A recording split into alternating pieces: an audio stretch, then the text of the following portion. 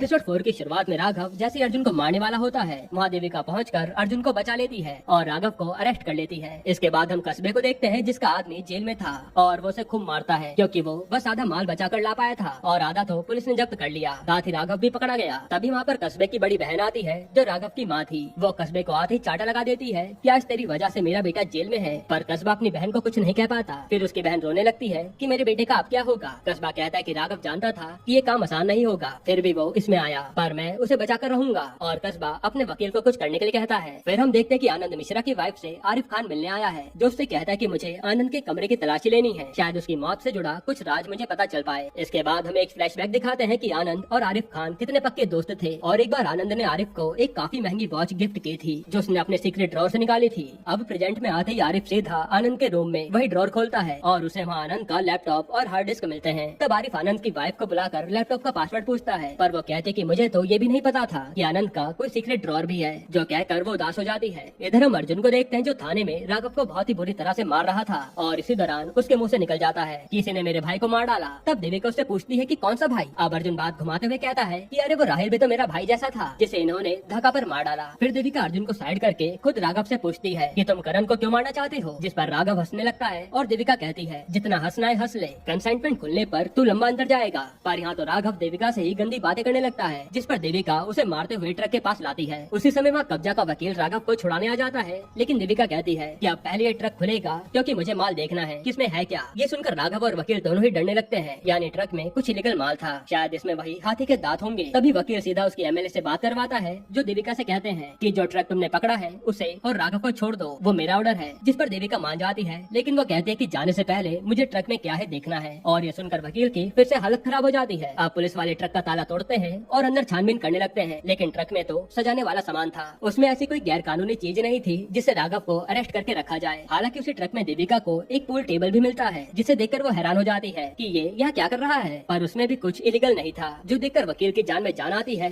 और वो कहता है कि मेरे क्लाइंट बिजनेसमैन है, वो कोई गलत काम नहीं करते। फिर वकील राघव और माल को छोड़ने को कहता है, लेकिन तभी देविका अपना दिमाग चलाती है और कहती है कि अब तो ये माल आपको गोडाउन से लेना पड़ेगा क्योंकि इसकी एंट्री हो चुकी है, तो दोबारा एंट्री होगी और माल यहाँ से निकालने में 2-3 घंटे तो लगेंगे ही। मुझे तो मुश्किल लग रहा है कि आप राघव और माल को यहाँ से आज ही ले जा पाओगे। फिर वो कागजों को बहाना बनाकर माल को मंडे तक के लिए थाने में रोक लेती है, क्योंकि कल सैटरडे था तो कार्रवाई के बाद मंडे को ही मिल पाएगा और इसमें वकील भी कुछ नहीं कर पाता। इसके बाद रात को अर्जुन कस्बे के बिजनेस के बारे में रिसर्च कर रहा था, तभी उसे करण के कमरे में फोन बजने की आवाज आती है और वो फोन ढूंढने लगता है। तब पता चलता है कि वो फोन तो एक सूटकेस में बज रहा था, लेकिन अर्जुन को उसका लॉक पता नहीं है। तभी वहाँ पर देविका आती है और वो कहती है कि तुम्हारी बेटी सो नहीं रही, इसलिए तुम ही आकर सुला दो। तब अर्जुन सूटकेस बेड के नीचे डालकर रिया को सुलाने आ जाता है। अब यहाँ पर रिया कहते कि पापा मुझे वही स्टोरी सुनाओ ना जो आप सुनाते थे, लेकिन अर्जुन को तो वो स्टोरी पता ही नहीं थी। जिसके बाद अर्जुन उसे अपने और अपने भाई की कहानी सुनाने लगता है और ये देखकर देविका को भी फील होता है कि शायद अर्जुन अपने भाई को मिस कर रहा है, क्योंकि उसकी आंखों में आंसू थे। फिर देविका कहती है कि अगर आज तुम हमारे साथ सोना चाहते हो तो सो सकते हो, और अर्जुन सोचता है कि यही अच्छा मौका है देविका को अपनी साइड करने का, इसलिए वो भी चुपचाप सो जाता है। यहाँ देविका को देखकर समझ आ रहा था कि उसने अब करण को माफ कर दिया है, पर बेचारी इस बात से अनजान थी कि ये करण नहीं अर्जुन है। इसके बाद हम सीआईडी ऑफिस देखते हैं जहाँ ऑफिसर्स मस्ती मजाक कर रहे थे। तभी वहाँ आरिफ खान आकर उन्हें डांटने लगता है कि इतने सारे केसेस पेंडिंग पड़े हैं और तुम मजाक कर रहे हो। इसके बाद वो अपने एक आदमी को आनंद का लैपटॉप और हार्ड डिस्क देता है कि इसे तुम क्रैक करके जल्दी मुझे दे देना। फिर आरिफ अपने दूसरे साथी से पूछता है